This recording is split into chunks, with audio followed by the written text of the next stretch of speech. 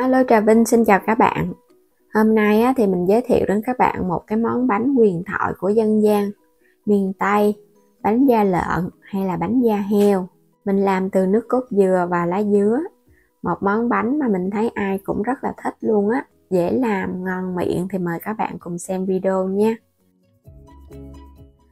Ở đây thì mình có chuẩn bị khoảng 5 lá dứa, mình cắt ra nhỏ nhỏ nha, cho vào trong cối mình xay cho nó dễ. Lá dứa thì các bạn chọn cái lá dứa già thì mình thấy nó sẽ lên màu đẹp hơn. Cho hết vào cối xong rồi cho nước vô, sẽ xay cho nó mịn. Nó mịn thì mình vắt nó được nhiều nước, lọc nó qua cái rây ha, hoặc là cho vào trong cái túi vải thưa các bạn vắt ra để mình lấy hết cái nước cốt. Tiếp theo mình dùng ở đây là 200g bột năng ha, bên đây là 50g bột gạo nè, loại nào cũng được, một chút muối và 150g đường. Tất cả nguyên liệu mình làm cho cái phần nước lá dứa thì mình có đây 450ml nước lá dứa nha. Còn nếu mà thích cái bánh ít dai thì các bạn dùng 500ml luôn cũng được.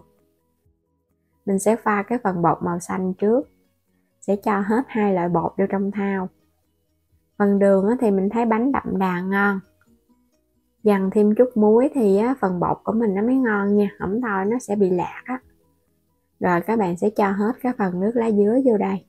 Bánh này mình làm cái kiểu dai nhiều nè, hòa tan cho phần bột của mình nó tan mịn ra, đúng theo cái kiểu bánh da lợn là nó phải dai nhiều thì mình ăn nó mới ngon.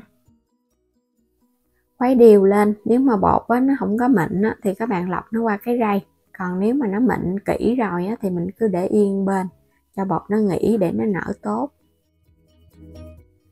Tiếp theo phần bột màu trắng mình cũng có 200g bột năng, 50g bột gạo và 450ml nước cốt dừa mình ép ra từ 300g dừa nạo, chút muối, cũng là 150g đường.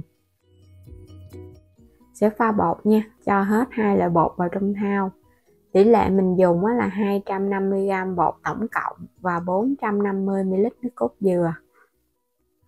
Thêm muối, rồi thêm nước cốt dừa vô luôn. Nước cốt dừa béo thì bánh nó sẽ ngon. Khuấy đều lên ha. Bánh này chủ yếu là mình nhờ cái độ béo từ nước cốt dừa và cái hương thơm từ lá dứa, cho nên là các bạn làm cho nó béo béo một chút, vì bánh không có nhân. Còn bánh có nhân thì các bạn làm cái phần đậu xanh vào trong cái nước cốt dừa này nè. Phần bột đã tan mịn ra rồi thì mình cũng để yên 2 loại bột cho nó nghỉ cũng ít nhất 15 phút để nó nở. Mình dùng những cái khuôn nhỏ này là cái khuôn bánh lăng nè, quét sơn lớp dầu để chống dính nha. Rồi các bạn sẽ chất vào trong cái nồi hấp. Mình dùng ở đây là 18 cái khuôn cho cái lượng bột đó, thì mỗi một khuôn tương đương 75g Các bạn sẽ gót vô đầu tiên là một lớp màu trắng. Cái khuôn này thì không có cần phải hấp nóng, còn nếu mà làm khuôn nhôm thì các bạn nhớ hấp nóng trước nha, để bánh không có bị dính. Một lớp thật mỏng thôi, rồi sẽ bắt lên trên bếp. Nhớ là mình bắt sẵn nước sôi. Thì cái lớp thật là mỏng vậy đó, mình hấp khoảng 5 phút là nó đặc lại. Sau 5 phút thì các bạn mở nắp ra. Cái lớp nó đặc thì mình sẽ cho thêm cái lớp kế lên. Tiếp theo là một lớp lá dứa. Nếu mà nó chưa đặc thì các bạn nhớ hấp thêm nha, không thôi mình gót vô 2 lớp nó sẽ bị hòa vào nhau Nếu mà kỹ hơn nữa thì các bạn có thể dùng cái muỗng mình lường, mình múc cho nó đều lớp. Còn này mình làm cho nó nhanh, cứ gót vô một lớp vậy thì mình hấp 5 phút với lớp mỏng.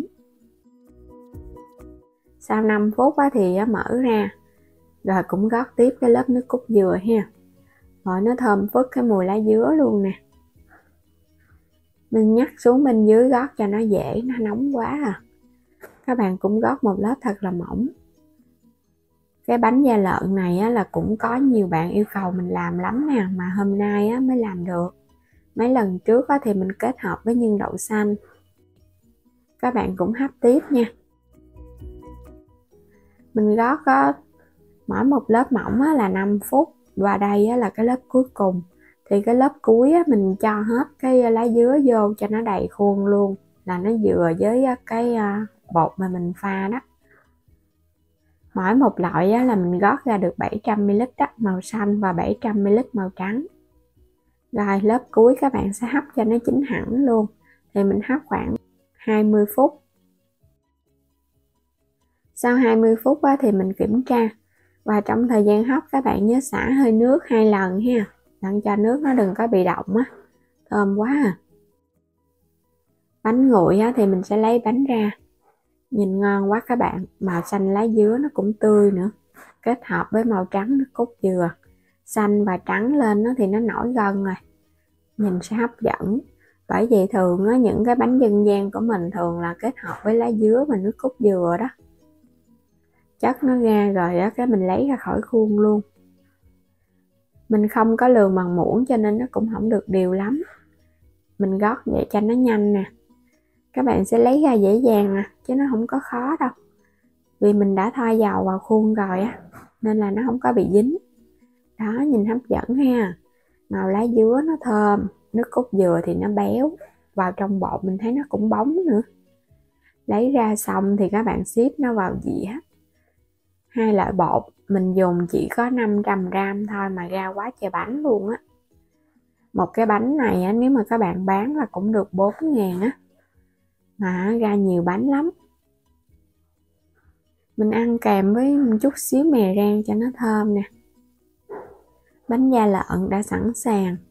Một món bánh huyền thoại của miền Tây được kết hợp với lá dứa. Chỉ cần 2 loại bột thôi. Công thức này là mình làm bánh nó dai nhiều nha.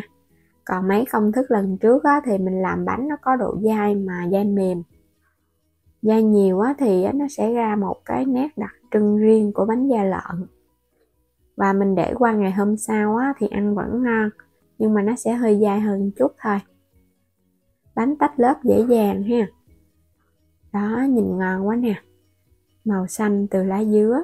Mình xé ra cho các bạn xem ha. Nó dai và nó có độ giòn nhẹ luôn á. Bánh da lợn thì làm không có khó. Chỉ là nó hơi lâu một chút cái bước mà mình hấp bánh thôi à. Màu trắng và màu xanh thì mình pha tỷ lệ bột ngang nhau cho nên nó cũng dai bằng nhau luôn. Ngọt, béo và thơm phức ngon lắm. Mình thấy làm đơn giản mà ăn ngon. Thì mình chúc các bạn ai cũng có được món bánh da lợn ngon ngay tại nhà thưởng thức mà không cần phải đi mua nè. Bây giờ thì cảm ơn các bạn đã theo dõi hết video của mình. Mình có thêm một kênh Alo Chào Binh 2 về du lịch và cuộc sống hiện tại. Mời các bạn đăng ký ủng hộ kênh mình nha. Xin chào tạm biệt và hẹn gặp lại các bạn ở những video tiếp theo.